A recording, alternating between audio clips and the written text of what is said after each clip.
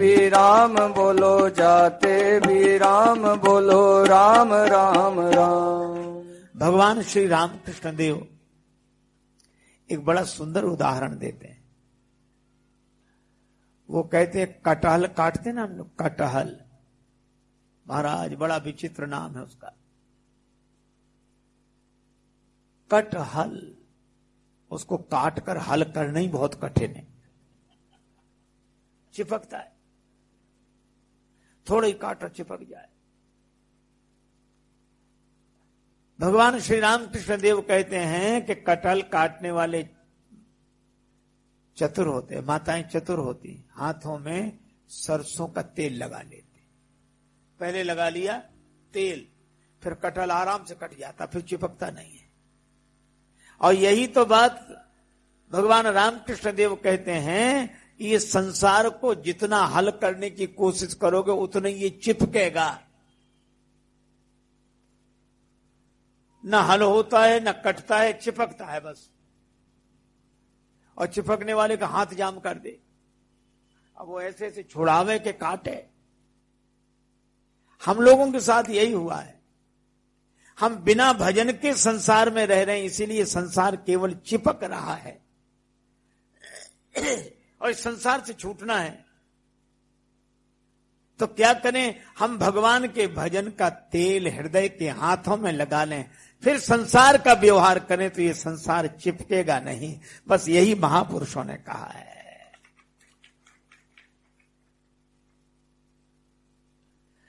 अच्छा, हम लोग सुनते हैं महापुरुषों के बारे में, जब सुनते हैं महात्माओं के बारे में, लोग क्या कहते हैं, अरे बड़े सिद्ध महात्मा थे।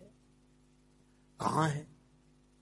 प्राय सिद्ध लोग इतिहास के विषय होते हैं, भूगोल के नहीं, वो हो चुके होते हैं। बड़े सिद्ध महात्मा कहां है भैया? अभी चले गए कुछ दिन पहले, चलो चले गए। और लोग कहते क्या, उन्होंने शरीर छोड़ दिया, उन्होंने शरीर छोड़ दिया। साधु शरीर छोड़ देते हैं, जिसने हृदय के हाथों में सरसों का तेल लगाया वो संसार से चिपकते नहीं, सहज छोड़ देते हैं। और हम लोग छोड़ते नहीं हैं ना, हम लोगों से छुड़ा लिया जाता है। मौत कान पकड़ती, एक तमाचा मारती, बाहर निकलो। आज हम आपसे पूछते हैं कि बर्खास्त होने से इस्तीफा दे देना अच्छा है कि नहीं? मौत कान पकड़ के हमें सारे सुखों से बर्खास्त करे, उसके पहले ही इस्तीफा दे देना अच्छा, इज्जत भी बनी रहेगी। अच्छा, भगवान नोटिस भेजते, अभी भी आदमी संभल जाए। भगवान ने एक नोटिस भेजा, बाल सफेद कर दिए। महाराज दशरथ ने इस नोटिस का आदर किया। श्रवण समीप भये सित के सा, श्रवण समीप भये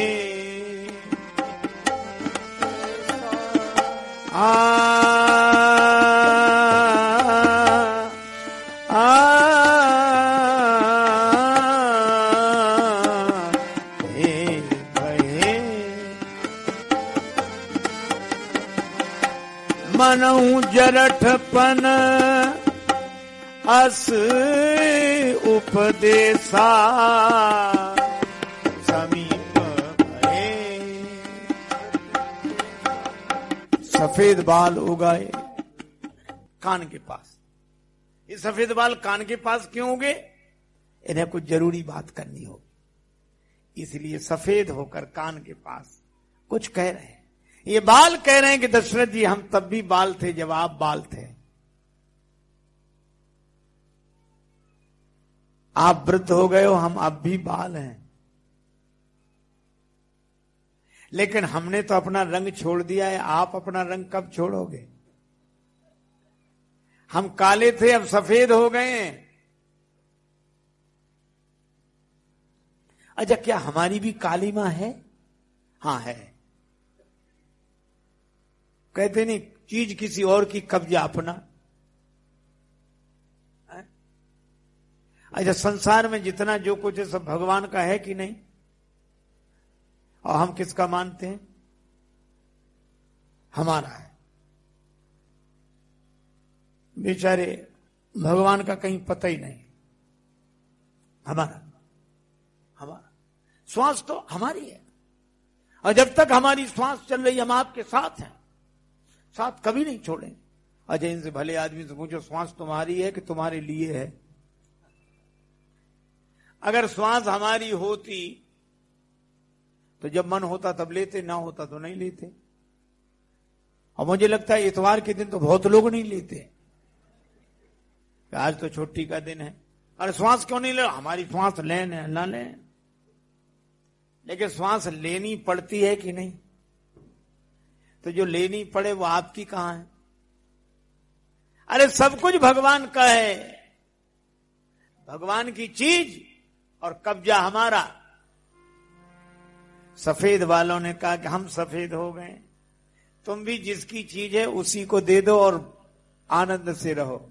नृप युवराज राम कहां देहु, यह है नोटिस का सही स्वागत करना। बाल सफेद हो गए, पर आज का आदमी तो बड़ा विचित्र है। एक आदमी से कहा गया कि सफेद बाल हो गए, नोटिस आ गया भगवान का, तो मालूम क्या कहता? सफेद बाल हो गए, हाँ हम काले करा लेंगे। अब सफेद बाल उसने काले करा लिए, दिखते ही नहीं है। भगवान ने कहा बड़ा विचित्र आदमी है। उन्होंने कहा दांत गिराओ इसके। ये दूसरा नोटिस, दांत गिरे के दांत, कोई बात नहीं, और जो बच्चे गिर जाए हम बत्ती लगवा लेंगे। ये सब काम तो करेगा, भजन नहीं करेगा। कान से कम सुनाई पड़ता है, ये एक और नोटिस, हम मशीन लगवा लेंगे। अरे आंख से तो कम दिखाई पड़ रहा है, ये नोटिस, बोले हम चश्मा लगवा लेंगे। सारे इंतजाम किए हैं, पर भगवान कहते हैं कि सारे इंतजाम करने के बाद भी तुम सदा यहां रह नहीं पाओगे, एक दिन छूटेगा। मैं ये नहीं कहता कि आप बाल काले न करो, मैं ये नहीं कहता कि आप दांत न लगवाओ, मैं यह नहीं कहता कि आप कानों की मशीन न लगवाओ, मैं यह नहीं कहता कि आप चश्मा न लगवाओ। ये सब काम जरूर करो, पर ये सामान करते हुए टिकट संभाल कर रखो, और टिकट है भगवान का नाम। देखो, रेलगाड़ी से सफर करने वाले के पास 2000 का सामान हो, वो एक बार ही संभालता है, और टिकट, सामान तो एक बार, टिकट ऐसे करता है कि नहीं? यही रखा था अभी अभी, कहां चला? जब तक मिल न जाए शांति नहीं मिलती। टिकट, हाँ टिकट है, क्योंकि टिकट के बिना परिस्थिति विकट हो जाएगी। अगर टिकट निकट ना हुआ, होगी कि नहीं? अच्छा, रास्ते में गुजर हो भी जाए, जहां उतरोगे वहां तो फिर मुश्किल है, खिड़की पार करना भी टिकट।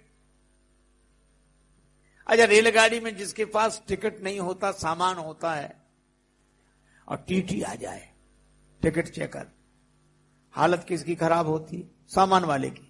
वो बैठ नहीं सकता। हाँ आइए भाई साहब, आइए भाई साहब, क्या बात है? टीटी ऐसे पूछता है, क्या बात है? वो हम टिकट नहीं ले पाए, सामान। टिकट नहीं लिया? बिना टिकट हो, खड़े हो जाओ, बाद में बात करें। खड़े रहो, उधर खड़े रहो, बाद में बात। अब वो बेचारा खड़ा है, आए तब बात करें किसी तरह, कुछ ले ले, दे ले टिकट, हाँ बाद में बात करें। और एक आदमी को हमने देखा, गंदा कुर्ता, बाल बढ़े हुए, किनारे की सीट पे बैठा, बीड़ी पिए, और उससे टीटी ने कहा टिकट थोड़ा देते हैं, धुआं टीटी के मुंह पे छोड़े, और धुआं छोड़कर टिकट निकाला, ये है, बैठो बैठो आराम। क्यों? उसके पास सामान कुछ भी नहीं, पर टिकट है। अच्छा, आप एक बात बताओ, आपके पास संसार के सारे सुखों का सामान हो, पर भगवान के भजन का टिकट है क्या? मैं यही कहता हूं कि सब कुछ करते हुए ले लो मजा भजन का। जीवन के रहते रहते ले लो मजा भजन का। ले लो मजा भजन का। जीवन के रहते रहते ले लो मजा भजन का। जीवन में रहते रहते ले लो मजा भजन का। वरना न कर सका कुछ जाओगे कहते कहते। वरना न कर सका कुछ जाओगे कहते कहते ले लो मजा भजन का। देखो लक्ष्मण जी मूर्छित हुए, हनुमान जी को प्रेरित किया गया, सुखेन वैद्य को ले आए। लक्ष्मण जी राम जी की गोद में। सुखेन वैद्य ने क्या कहा, संजीवनी बूटी ले आओ। अच्छा संजीवनी बूटी क्या कर, राम रघुपति भगत संजीवन मूरी, भगवान का भजन। अच्छा ले तो आए, लेकिन कब तक, कर रात बीतने के पहले आ जाना चाहिए। ये कथा बड़ी प्रसिद्ध है, रात बीतने के पहले संजीवनी बूटी आ जाए। हम भी आपसे कहते हैं कि ये जिंदगी बीतने के पहले भजन होने लगे। ये टाइम मिला है, ये जीवन, और इन सारे द्वंद्वों से निपटने का कोई उपाय नहीं, कभी हो नहीं सकता। हां भगवान का भजन करेंगे तो सब अनुकूलता हो जाएगी, और भगवान के भजन के बिना अनुकूलता भी प्रतिकूलता हो जाएगी। इसलिए भगवत भजन,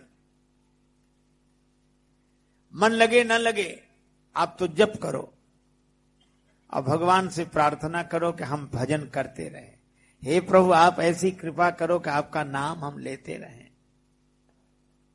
और मैं कहता हूं सारी परिस्थितियां छोड़ दो, सब अनुकूल हो जाएगी।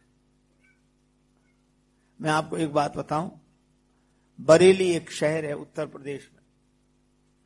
एक बार महाराज हम वहां गए, श्री राम मंदिर है, उनकी कत्था फैक्ट्री है, मोहता जी हैं, कलकत्ता में रहते हैं। उन्होंने कथा के लिए बुलाया, कथा हुई, मैं मंदिर दर्शन करने गया शाम को। हमने बड़ा विचित्र दृश्य देखा। उस मंदिर में फैक्ट्री का मैनेजर आता रजिस्टर लेकर, और आरती होने के पहले पूरा रजिस्टर पढ़ के सुनाया जाता है भगवान, और रजिस्टर वो वहीं रख देता है। सवेरे फिर आता रजिस्टर लेकर जाता है, शाम को फिर हिसाब सुनाने। तो हमको परंपरा तो अच्छी लगी, तो हमने उनसे मोहता जी से कहा कि आपने ये व्यवस्था कब से शुरू की और कैसे प्रेरणा हुई। वो कहने लगे महाराज पहले ये फैक्ट्री बहुत घाटा देती थी, बहुत परेशान थे हम, तो हमने सोचा भगवान को ही सौंप दो ये फैक्ट्री। तो हमने कहा, अब बोले जब से भगवान को सौंपी है आज तक कोई घाटा नहीं हुआ, बड़े आराम से चल रही है, फायदा ही फायदा है। हमें उस दिन लगा कि जैसे जब तक हमारी थी तब तक नुकसान था, और जब भगवान की हो गई तो नुकसान होना बंद हो गया। मैं भी आपसे कहता हूं ये परिस्थितियां जब तक आपकी हैं आपको परेशान करेंगी, और जिस दिन ये भगवान की हो जाएंगी आपको परेशान नहीं करेंगे, आप आनंद है। पर भजन करें, राम राम राम राम राम राम राम, बस। महात्माओं ने यही कहा। अच्छा देखो महात्माओं ने ये नहीं कहा कि ये छोड़ो, घर छोड़ो, परिवार छोड़ो, छूट जाए अलग बात है। अच्छा चलो मैं आपसे कहूं, आप जहां बैठे हैं आपसे कहूं भैया थोड़ा आगे बढ़ो, तो आप आगे बढ़ेंगे कि नहीं? जैसे कहा जाए भैया थोड़ा इधर आना, तो आप आगे बढ़ेंगे कि नहीं? बढ़ेंगे ना। हम आपसे कहें कि बढ़ो, बाद में पहले जगह छोड़ो, बढ़ो बाद में पहले जगह छोड़ो। अरे यार बढ़ोगे तब तो जगह अपने आप छूट जाएगी, उसमें छोड़ने की जरूरत ही नहीं है। तो मैं कहता हूं आप भगवान का भजन करेंगे तो संसार से अपने आप आगे बढ़ जाएंगे, उसमें छोड़ने की जरूरत क्या है? अच्छा छोड़ते काहे को? मुझे कई बार लगता है कि छोड़ने के बाद भी हम पकड़े रहते हैं। एक सज्जन मिले हमें, बड़े त्यागी, त्याग की बात करें। और बोले मैंने तो छोड़ दिया, सब छोड़ दिया। हमने कहा अच्छा है, छोड़ दिया सब। लेकिन सही बात ये थी कि उन्होंने भजन भी छोड़ दिया था, सब छोड़ दिया। तो उनका ज्यादा जोर इस पर था कि मैंने कितना बड़ा त्याग किया। बोले मैं घर नहीं गया। घर नहीं गए तो ठीक है, पर याद है उन्हें कि हम कब से घर नहीं गए। आज 13 साल 3 महीने 4 दिन हो रहे हैं, इतना याद है। तो हमने कहा महाराज औरों के घर में तो जाते हो, जो बुलाता सो जाते हैं। हमने जब औरों के घर में जाते तो उसी एक घर ने क्या बिगाड़ा था, काहे नहीं गए। तो बोले छोड़ने के बाद अपने घर में नहीं जाना चाहिए, छोड़ने के बाद अपने घर में नहीं जाना चाहिए। तो हमने कहा छोड़ने के बाद भी अपना घर, फिर छोड़ा क्या है। छोड़ने के बाद भी अपना घर, तो फिर छोड़ा क्या है। अच्छा देखो, एक और तो हम लोग कहते हैं कि संसार हमारा है ही नहीं, भगवान का है। और दूसरी ओर हम कहते हैं कि हमने छोड़ दिया, हमने अपनी चीज छोड़ दी। अरे आपको कुछ नहीं छोड़ना पड़ेगा, अपना मानना छोड़ दो। कबीरा खड़ा बाजार में लिए लुकाठी हाथ, और जो घर फूंके अपना चले हमारे साथ। कबीरदास मसाल लिए खड़े हैं कि जो अपने घर में आग लगावे हमारे साथ चले। एक नवयुवक ने कहा हमें दो, हम आग लगा के आते हैं। वो चल दिया। कबीरदास जी बोले हमारी बात याद है? हाँ याद, हम फूंक के ही आएंगे, आज कुछ भी हो जाए। कबीरदास जी बोले अपने ही घर फूंकना। अब उसने सोचा अपना, कबीर बाबा कहते सब भगवान का है, तो फिर अपना कहां, तो फिर फूंकना किसे। जिसने ये मान लिया कि सब भगवान का है, उसे कुछ नहीं छोड़ना पड़ता, कुछ नहीं फूंकना पड़ता, कुछ नहीं त्यागना पड़ता। अरे न जग छोड़ो न हरि भूलो, कर्म कर जिंदगानी में, और रहो दुनिया में तुम ऐसे कमल रहता जो पानी में। आप राम राम करते हुए मगन रहो। हाँ, व्यवहारिकता जहां रखे, साधु रूप में रखे बड़ा अच्छा, गृहस्थ रूप में रखे बड़ा अच्छा, पर हम जहां रहें सब कुछ भगवान का माने, और इस जीवन को भी भगवान का माने। देखो एक जगह रामलीला हो रही थी एक गांव में। सो रामलीला में एक घोषणा हुई। एक घोषणा तो सब लोग चौंके। रामवती बाई जहां कहीं भी हो तुरंत अपने घर चली जाए। तो लोगों को लगा कोई बीमार है क्या है। बोले उन्होंने जल्दी जल्दी में दरवाजा तो अपने घर का बंद किया, पर सांकल ताला पड़ोसी का लगाकर आ गई हैं। वो भीतर रामलीला बैठ देखने के लिए बेचैन है। और कई बार ऐसा हो जाता है, गांव में रहने वाली महिला, घूंघट डाले हुए महिला, दरवाजा बंद किया, फिर घूंघट डाला, फिर खोला तो बगल वाले का ताला लगा दिया। मैं भी यही कहता हूं कि जिनके आंखों पर अज्ञान का घूंघट पड़ा है, वे अपने दरवाजे का नहीं दूसरे के दरवाजे का ताला बंद कर देते और कहते हमारा है। इसलिए ऐसा नहीं। अच्छा एक बात और है, भगवान का सब कुछ मानना चाहिए, ये भगवान का है। मान लो कोई आदमी किसी जगह झोपड़ी बना के रहे, उसको बैराग को उमड़े, वो आग लगा दे, और लोग कहें कि भाई आग लगा दी इसने। अरे का महात्मा है, बैराग उमड़ गया, उमड़ गया, चलो उसे लोग त्यागी भी मान लें। और वही आदमी किसी के मकान में किराए का कमरा लेकर रहता और आग लगावे, कई आग क्यों ना बोले, त्याग उमड़ रहा है, बैराग उमड़ रहा, त्यागी नहीं, वो अपराधी माना जाएगा। इसी तरह मैं आपसे कहता हूं कि भगवान की चीज को संभाल कर रखते हुए अपने जीवन को संभाल लीजिए।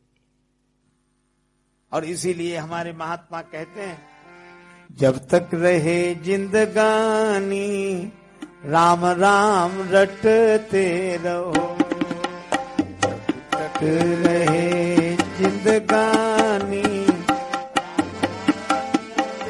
रहो, जब तक रहे जिंदगानी, राम राम रटते रहो।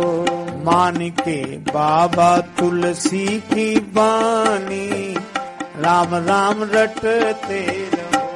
मान के बाबा तुलसी की बानी, राम राम रटते रहो।